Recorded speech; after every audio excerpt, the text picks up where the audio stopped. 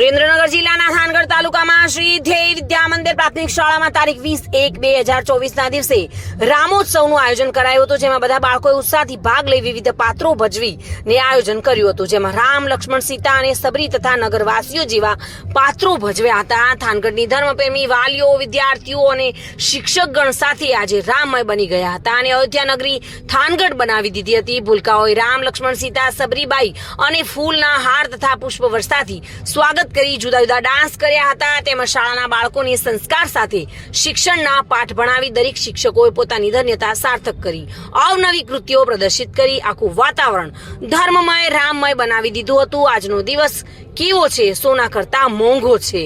1 2 3 4 રામજીનો જય જયકાર જેવા વિવિધ નારાઓ સાથે સૌ ઉત્સાહથી ભાગ ભજવ્યો હતો. આવી પવન અયોધ્યા નગરીને અમારા સતત નમન છે તેવું લોકમુખે ચર્ચાયું હતું. જયેશભાઈ મોરી સાથે bureau report, today Gujarati news.